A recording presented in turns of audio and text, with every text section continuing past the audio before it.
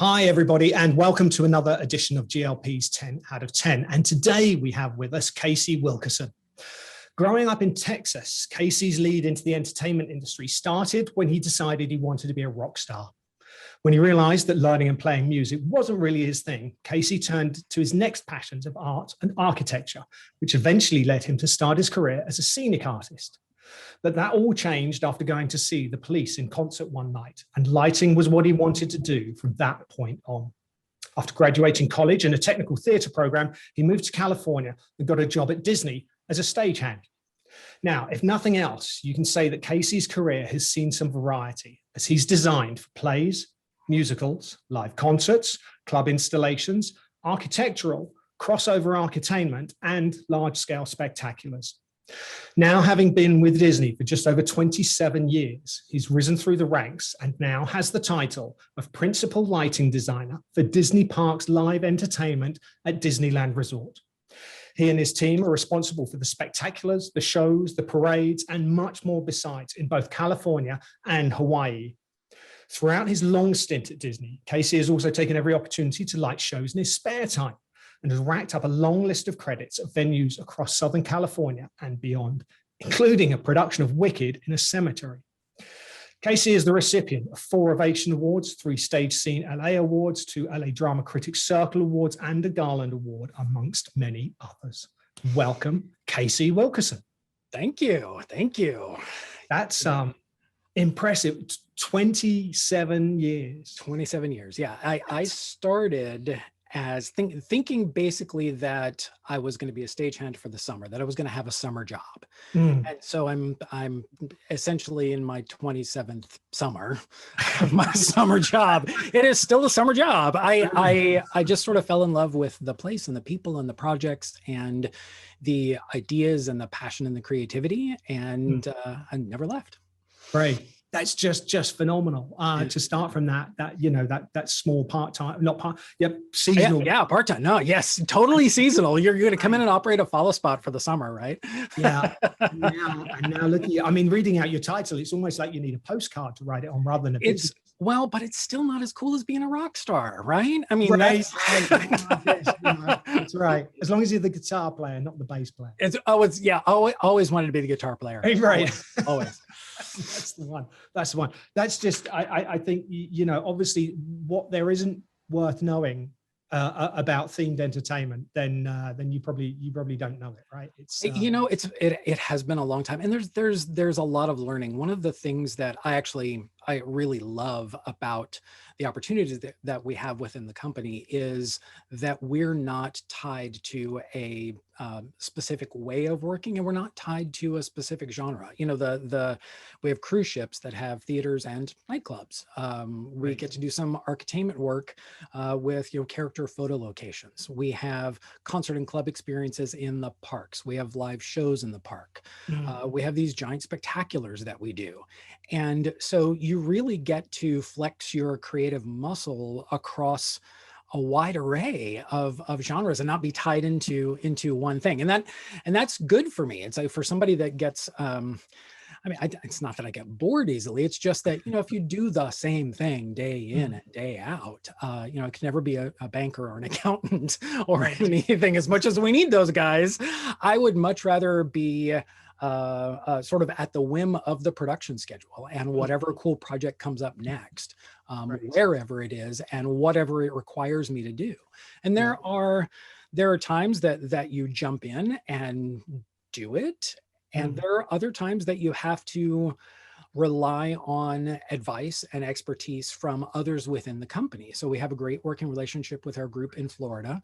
I have an equivalent out there. There's a whole lighting department out there. And so between the two departments, we have probably a couple hundred years of experience working in different areas, and we're able to leverage that if we need to. Right. That's fantastic. Yeah, that variety, that collaboration. I think that there are very few, if any, other companies that could offer that. It's hard to find. It's hard to find. Yeah. To coin it's probably magical to coin a phrase. Yes. All right. That sounds good. We might use that. There we go. There's an idea. Let me get onto the marketing department. Yeah. It's a great idea. Fantastic. Thank you so much for joining us. Sure. We've got our 10 questions for you. So Okay. All right. let's go starting with the first one and winding back, to the beginning. What was your first show as a designer? Well, it would have been in high school, and it was when I wanted to be a set designer. I had a huge passion for architecture, as you mentioned, and I had a director who recognized that, a teacher that like narrowed in on, so you love architecture. Have you ever considered being a set designer? And I was like, well, what is that? And he said, architecture that needs to stand up for 2 weekends. Right. Basically, of performances. And I was like, I think I can do that. Right. Just 2 weekends. That's fine. So the first show I designed, the set for, was in I think it was my junior or senior year of high school. And it was a production of The Miracle Worker. And I designed this massive 2-story revolving house that, because it was so heavy, utterly failed to revolve. Bless the crew as much as they tried. I should have really realized then that I was not really cut out to be a scenic designer. But I designed a couple of more shows in high school after that. The first, and then went to the year between, or the gap between high school and college. Saw the Police on the Synchronicity tour. Right. And they were, Genesis had just used the VO1, I think the year before, if I recall correctly, and the Police were the second or maybe third band to use it. And I'd never seen anything like that before, right? So the show starts and everybody's looking at, Sting and Andy and Stewart, and we're very close. And I'm just mesmerized by what's going on in the rig. And I was like, they're changing colors in there, and then everything moved, and I was like, mind blown, right? And I was like, okay, I don't know what that is, but I want to do it. Whatever that is, I want to do it. So I went to college, changed my major, and my first this is funny, my first actual lighting design was for a children's theater production of Beauty and the Beast. Not Disney's Beauty and the Beast, obviously. Should have known then, right? And it was cast with performers and puppets, which was interesting, right? So that we had a large articulated beast. I had to use a plot, so it was full of conventionals, and it had already been hung and focused and gelled for another show. That luckily I was the master electrician on, so I already knew the rig going in. But I was at least able to add a few specials. And like in the haze of my memory, I recall being pleased with the way it looked, but I think I'm probably glad there's no pictures and video from from that era, right? Because in your head it's like, oh, this looks great, and then you look at your own work 20 years later and you go, well, what was I thinking? That's good to hold on to those images. Wow, that's fantastic. That's fantastic. I love the fact that there was that one defining moment that changed your path. It really was. Right. It still surprises me. That's I talk with a lot of high school and college students all over the place, and we talk about where inspiration comes from and how to get ideas to start a career. And there are some people that have to try out 100 different things, and that's okay. And then there are other people that just boom, lightning bolt hits, and they're like, oh, that's it.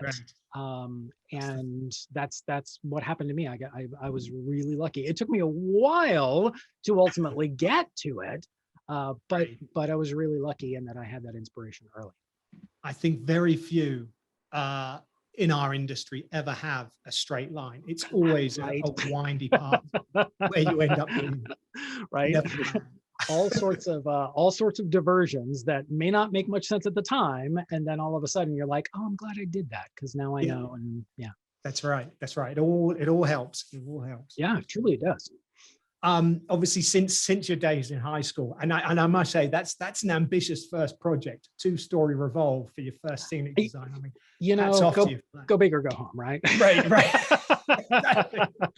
I've never been accused of having tiny little ideas. So right. That's absolutely a benchmark.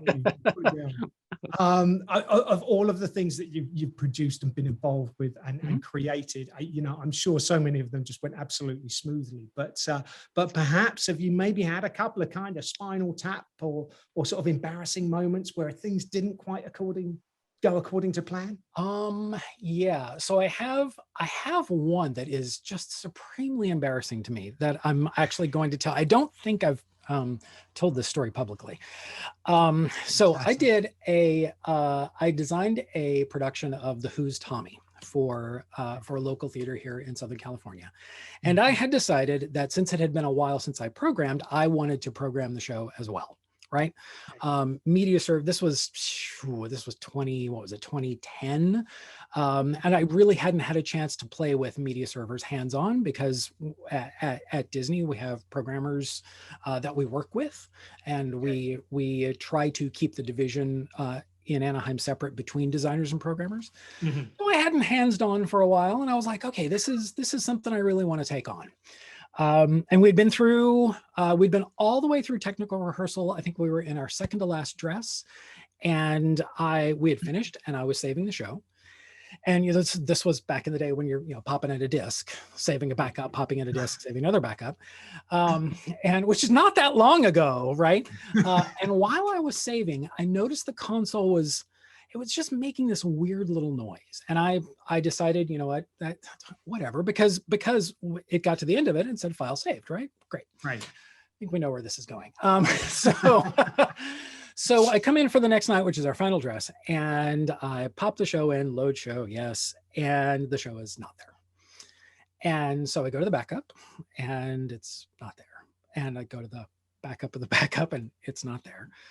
And I go to the fourth backup, and it's not there. Right. All 900 and however many cues with conventionals, moving lights, media server, probably 300 video clips, a ton of still images, all just vaporized. Right. Wow. And so after I recovered from my heart attack for 10 seconds, I went to the director and I was like, can I talk to you for a minute? And I discussed it with him. Luckily, this is a director that this is a theater that I'd worked at a number of times, and a director that I had a really well-established working relationship with. And I told him what had happened. And he said, okay, well, what do you need? What do we need to do? Do we need to cancel final dress? I was like, oh yes.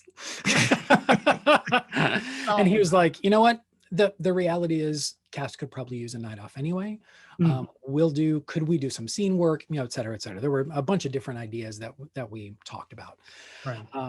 And so basically what happened was, for the next 24 hours, the director, the AD, and myself stayed up and in the theater rebuilding the show from Q1. I brought in a new desk, and we started recording. And while we were doing that, the AD was at his laptop with data recovery software.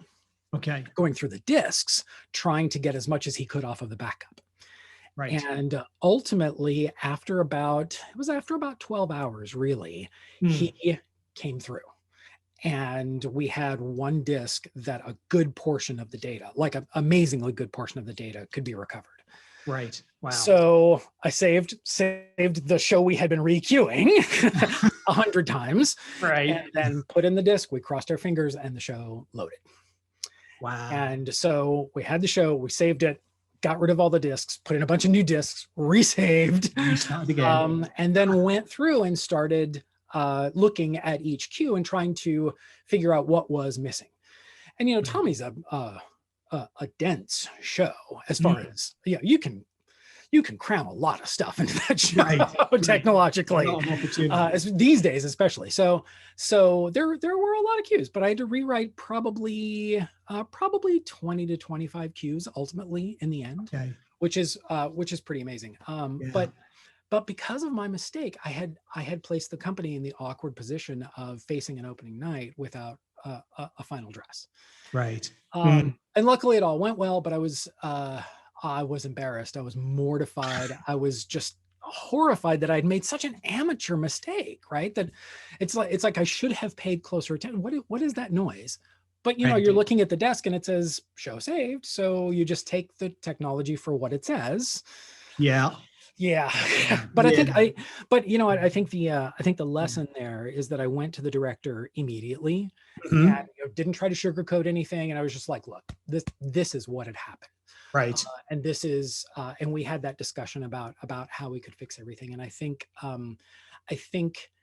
um, if I hadn't handled the situation that way, then I might not still be working with that theater or that director. No, that's true. It That's was a true. powerful lesson in Yeah, come clean, that's right.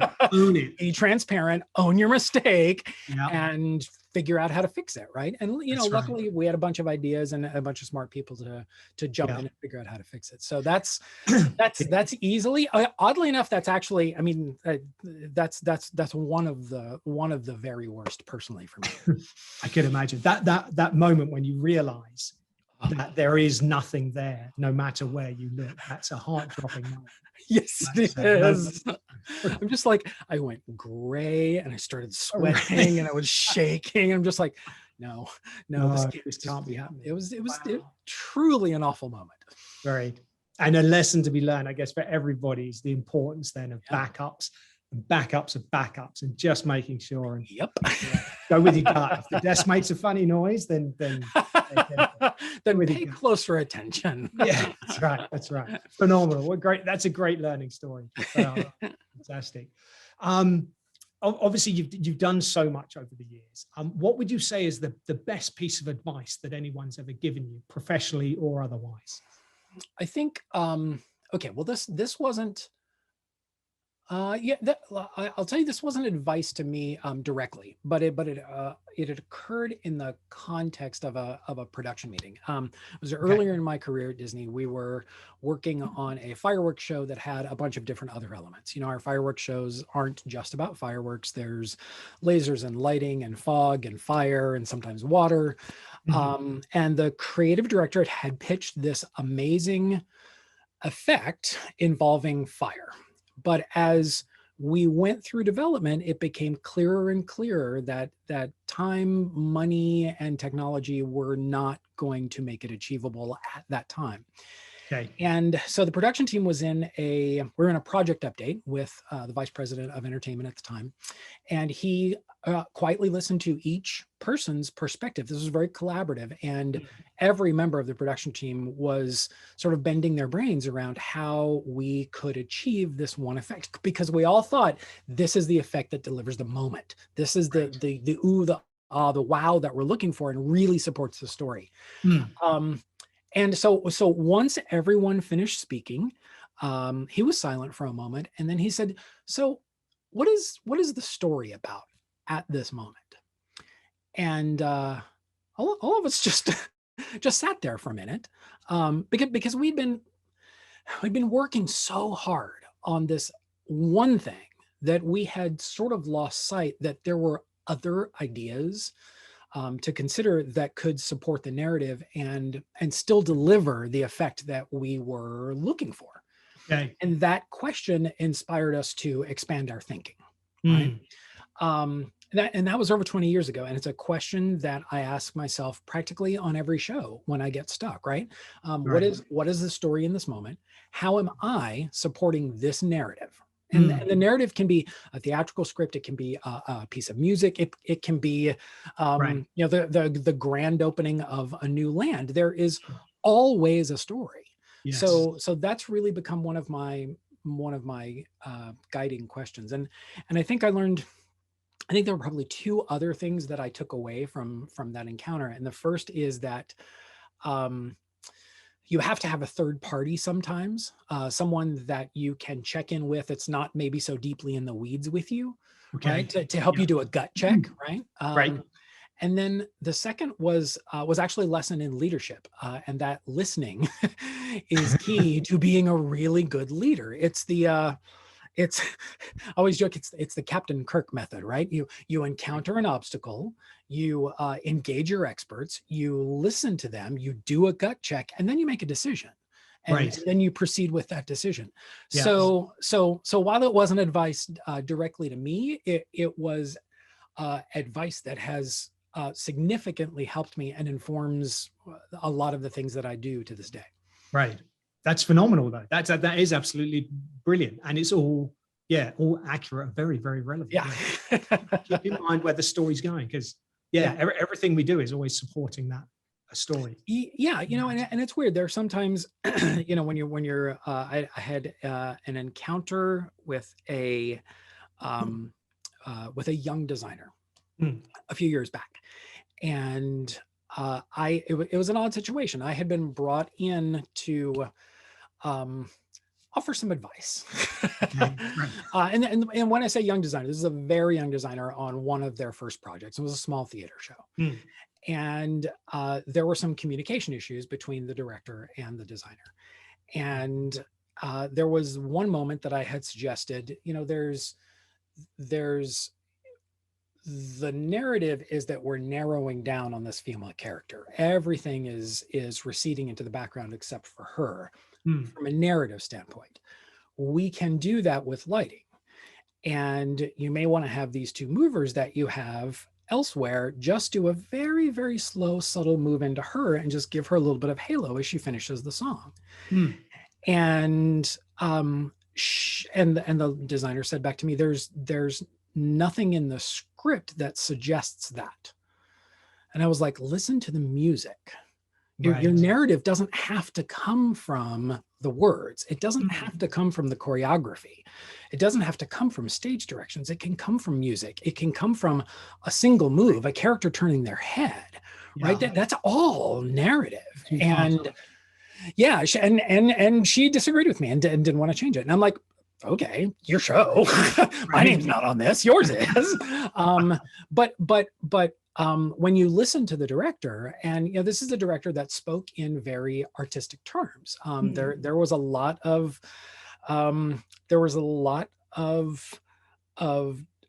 discussion that revolved around the show that involved not the show itself.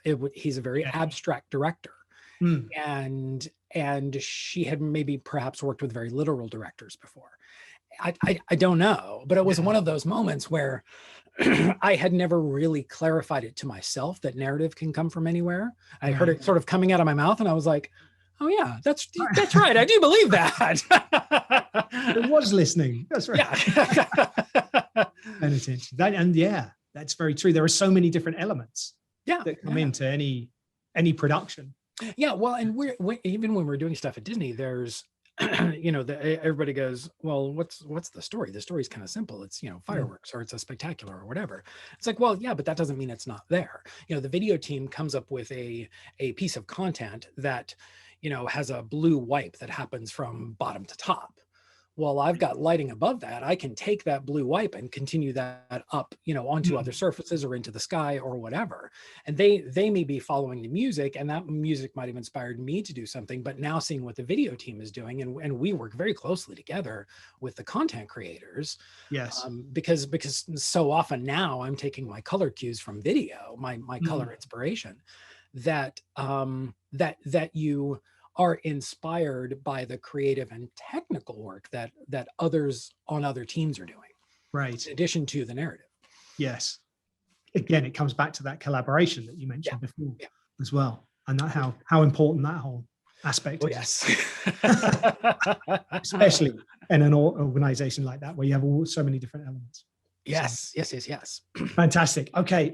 So again, you've done a lot, and 27 years in one company, you've so many different shows and everything, as well as your outside stuff. But professionally, what would you say is your proudest achievement so far? Okay, so I would have to say, when you look back, when I look back at my body of work, I'm proud of the overall achievement, right? From theme parks to theaters to museums to elsewhere. I've been lucky to have the range of experiences that I've had in my design work, and the awards, the reviews, the magazine write-ups, whatever. Those are lovely reminders of that. But I think if I had to nail it down to one thing, it's that I've been able to provide opportunities for others, whether that's designers or programmers. Through a lot of the work that I do, I get to work with a lot of people who are early in their career, right? They're in their early 20s, they're entering the business, and we're able to provide some opportunities and to be able to look at a group of technicians and be able to begin speaking with them and hear one that sort of stands out, that has a creative eye, that has a skill set, that has the good demeanor, right, to be a programmer. I think that's been, whether it's been through direct mentoring, whether it's been through just, giving somebody advice based on my experience, or connecting an up and coming programmer with an established designer. Right. I think that's probably the thing that I'm most proud of. We have a whole other generation out there now who are working in our industry and doing amazing things, and a lot of them started their career with Disney. And if I didn't mentor them, then it was one of my peers, whether it's a technical director, a video designer, a lighting designer on the East Coast, whatever. There are a number of people who are doing amazing things in the industry, and they got their start with us. Right. And that's phenomenal. That is absolutely phenomenal. Right. That building. Yeah. Well, and to see someone grow, right?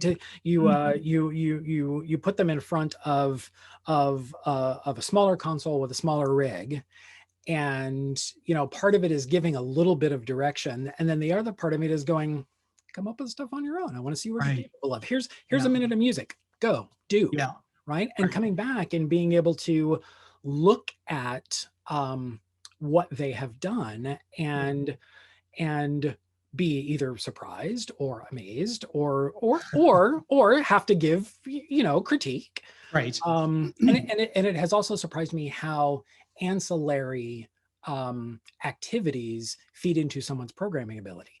People that play piano or video games, automatically have a ton of dexterity. Yes. I've worked with a programmer who's now lighting director, who had a dance and choreography background, and her work is very musical.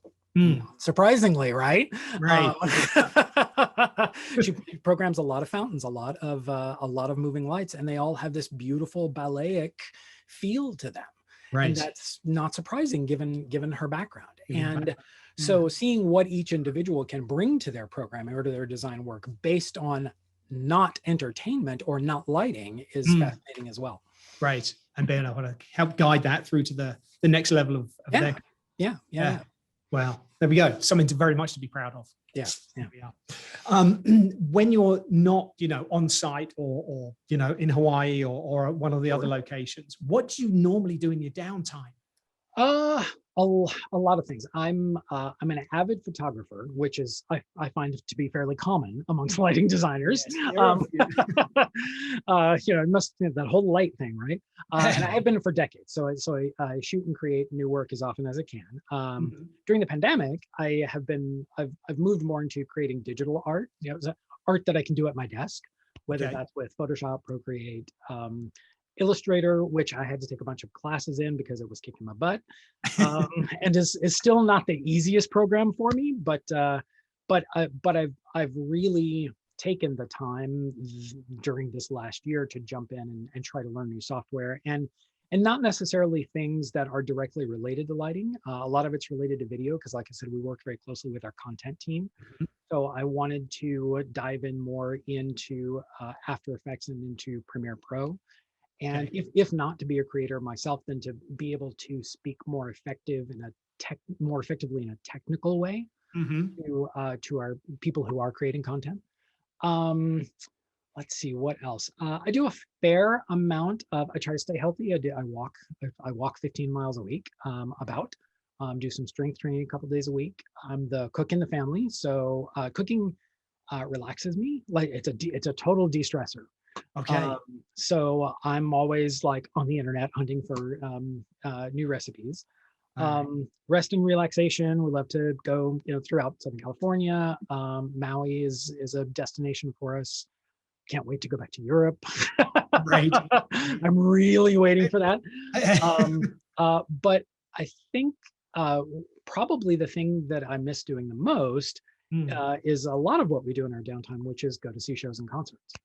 Right. And I can't even wait to go to my first post-pandemic show. We already have tickets, and it's not until October, and Right. I am just so excited Itching. to get out of the house and get into a space with other people and see an act come on stage and the lights go down and feel all of that again. It feels like it's been 1,000 years. Yeah.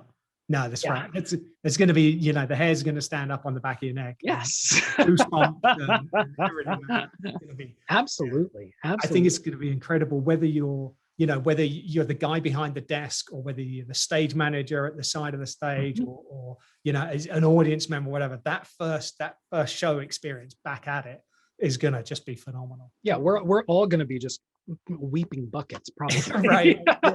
I can't believe I get to do this again.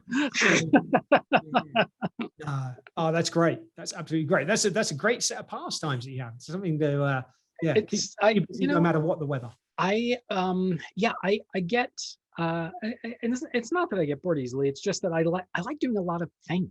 It's one of the things that in the beginning of my career, or in the beginning really of high school and theater, where I was interested in everything really backstage. I was interested in sound, I was interested in carpentry, I was interested in stage management, interested in direction.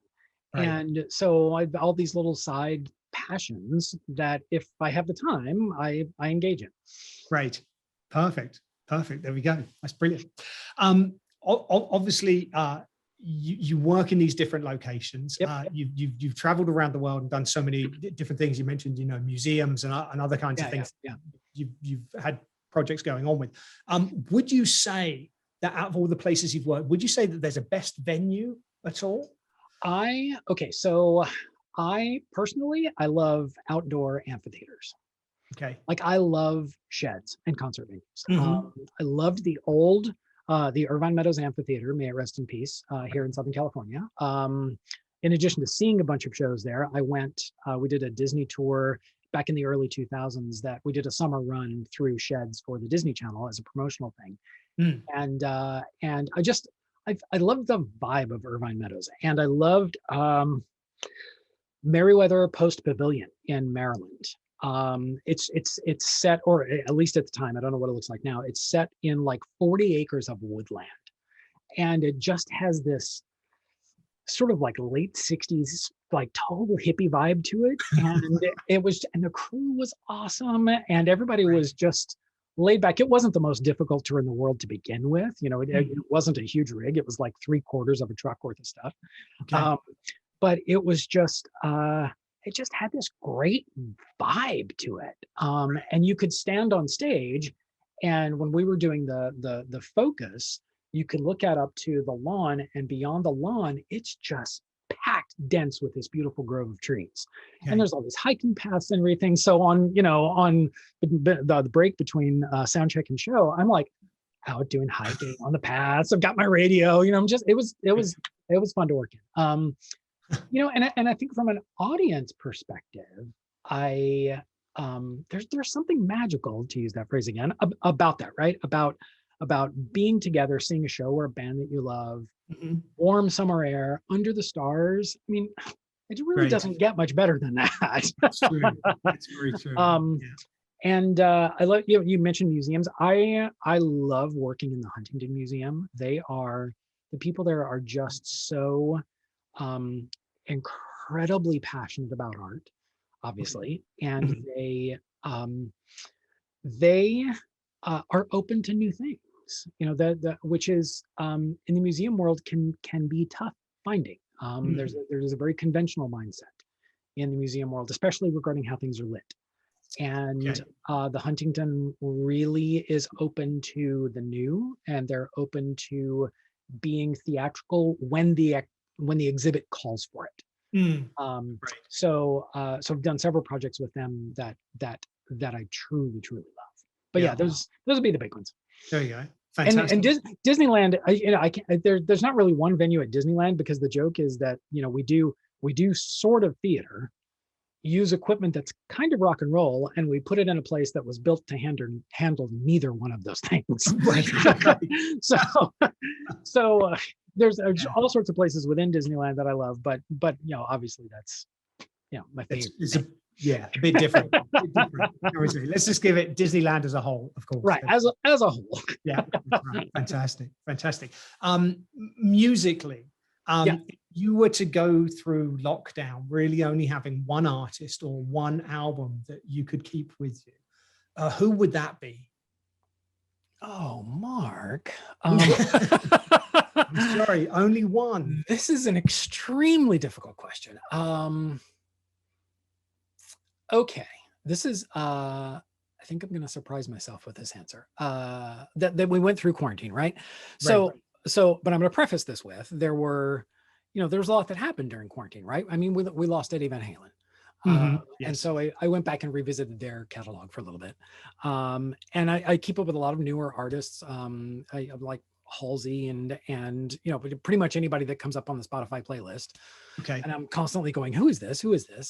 Right. Because I like a wide variety of music and not just one genre or one age era, I guess you could say. Okay. But I think if I had to choose one during the pandemic, it was actually Coldplay, which surprises me a little bit. Right.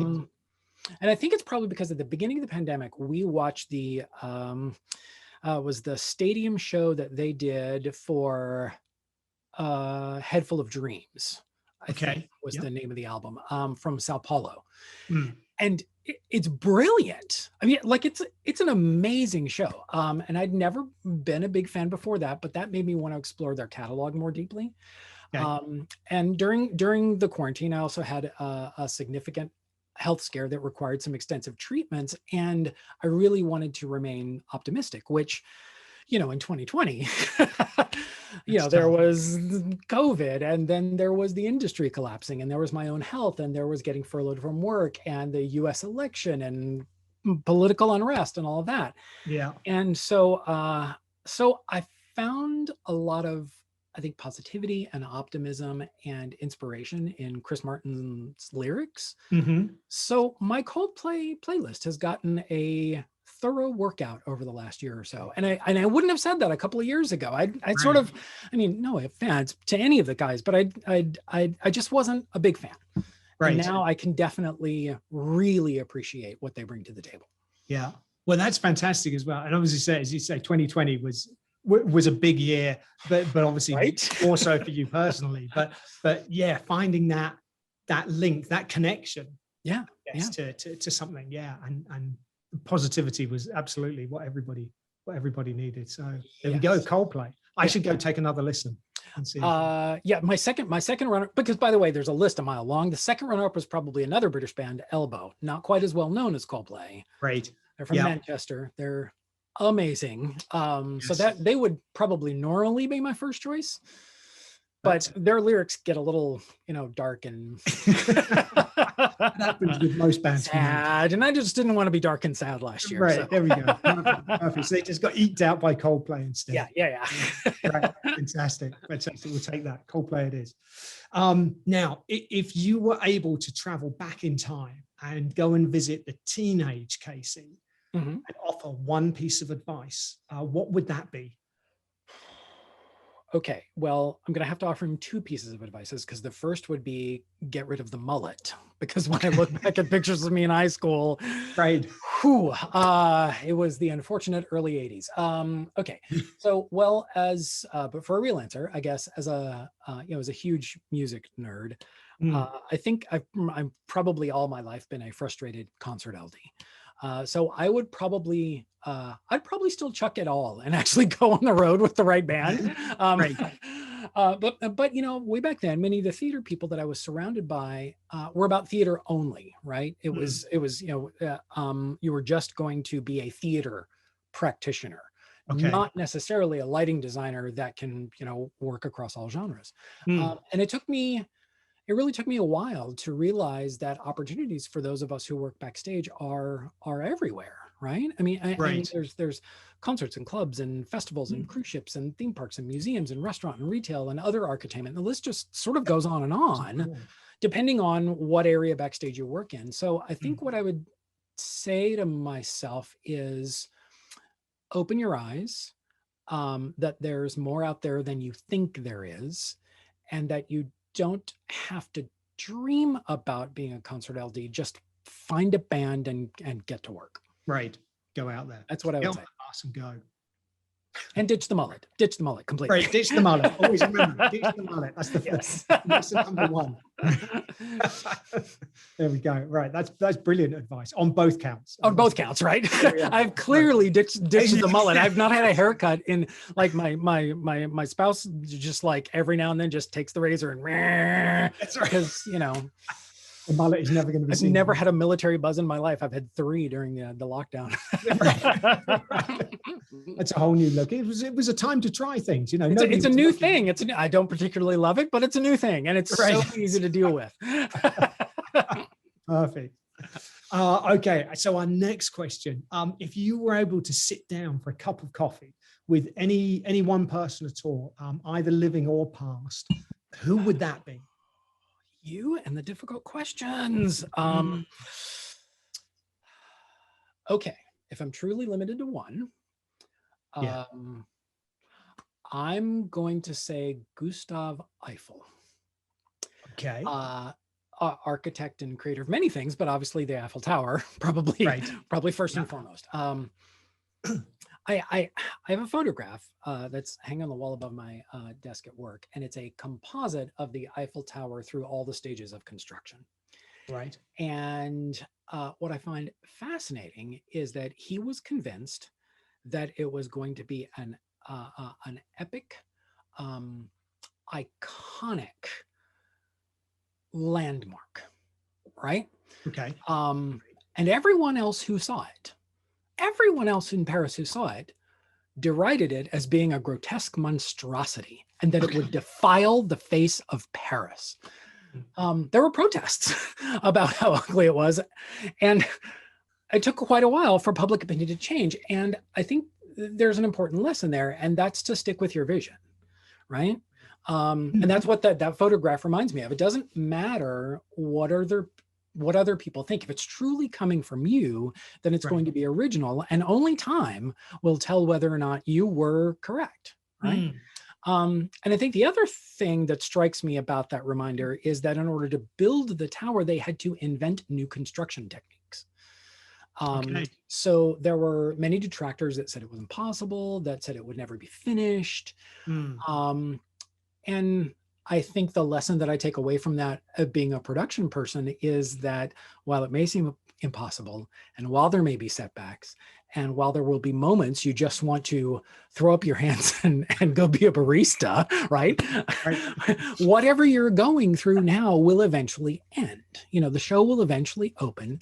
It will eventually get done, and we will all get together in a bar somewhere and talk about how much of a nightmare it was and how much fun we had doing it. Right. Sitting down for Gustav to pick his brain for a few hours would be a treat. Right. But there's also 1,000 other people on that list that I would want to, if I have the opportunity to pick brains, I'm not stopping at one. No. It is a tough question. It really is. It really is to try to figure out one. Yeah. I'm racking my brain over that. But that's a phenomenal answer though, because as you say, to understand and to have that conversation, the challenges that he had and getting past it, both, as you said, for the construction side of it, but also the probably political, social side of it. All of the naysayers, just every direction was, you're an idiot. This is not going to work. This is ugly. This is hideous. What are you thinking? And the French always want to express their opinion, right? So never shy.